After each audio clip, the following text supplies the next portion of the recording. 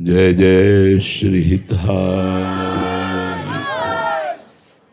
यमुना विहार कुंज, राधा पिय केली कुंज। उधर यमुना विहार कुंज और ये राधा पिय केली कुंज। यमुना जी बिल्कुल तट पर प्रवाहित हो रही हैं। यहाँ आना, यहाँ बैठना ये बड़े सुकृत से होता है।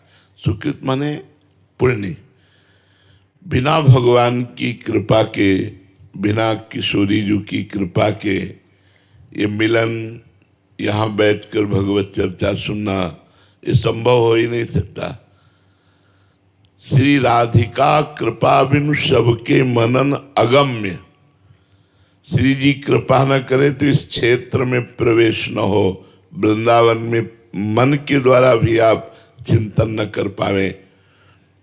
तो जब कृपा हुई है, आप यहाँ विराजमान हुए हैं, तो थोड़ी देर सत्संग सुनिए और उसे अपने जीवन में आचरण में उतारिए। जी श्री हरिवंश महाराज जी, प्रश्न है, जीवन में रस कैसे आए? जी। उत्तर है, इसके लिए इच्छा होनी चाहिए। हाँ, भगवद रस प्राप्ति की इच्छा उसी के हृदय में उत्पन्न हो सकती है। भगवान श्री कृष्णचंद्र जी ने गीता जी में कहा, भोगेश्वरी प्रसक्तानाम तया प्रहत चेतसाम व्यवसायत्मिका बुद्धि समाधो न विधीयते।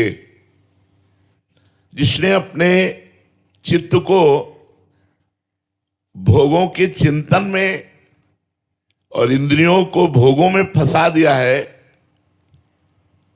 वो कभी भगवत रस प्राप्ति की, भगवत प्राप्ति की इच्छा भी नहीं कर सकता। ये श्री भगवान के वचन है।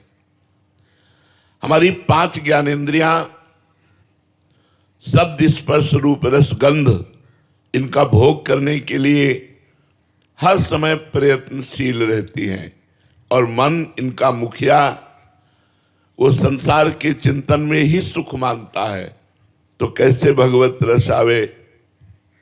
भगवान कृपा करे और हमें साधु समागम मिले।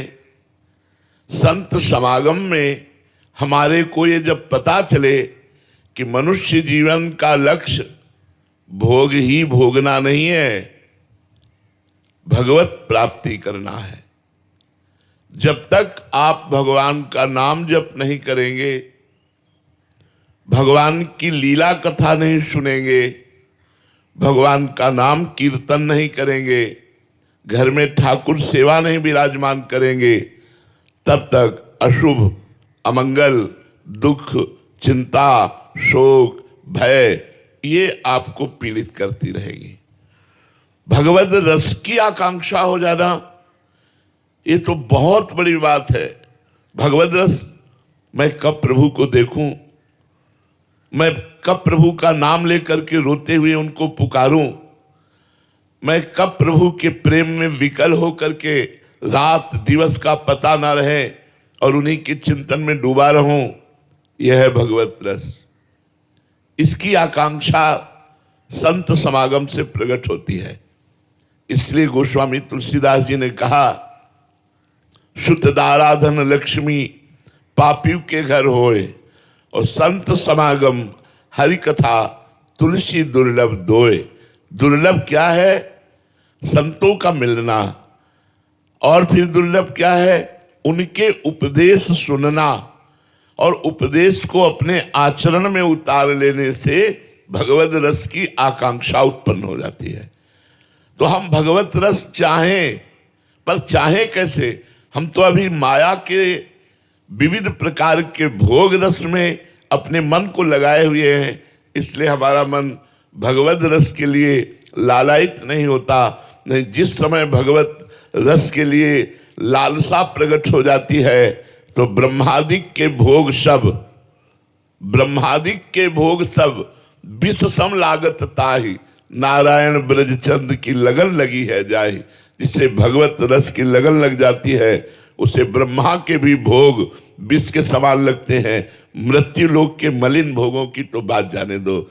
इसलिए सत्संग से जो हमें सुनने को मिला कि मनुष्य जीवन का परम लाभ भगवत प्राप्ति है और भगवत प्राप्ति नाम जप से होती है, भगवान की कथा सुनने से होती है, भगवान की सेवा करने से होती है, समाज का परोपकार भाव से, सेवा भाव से सेवन करने से होती है।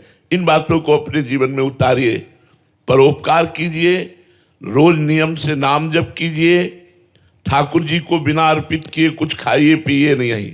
अगर पानी भी पीना है तो मन से भगवान को अर्पित कीजिए। भोजन पाना है, मान लो प्रगट में भोग नहीं लगा सकते तो 1 मिनट रुकिए, ठाकुर जी को अर्पित कीजिए। हे प्रभु, आपके द्वारा दिए हुए इस प्रसाद को मैं पा रहा हूँ, मेरी बुद्धि शुद्ध हो और आपका सुमिरन हो, अच्छे आचरण हो, प्रार्थना कीजिए। वही भोजन आपकी बुद्धि को पवित्र कर देगा और अंदर से भगवद रस की चाह प्रकट हो जाएगी।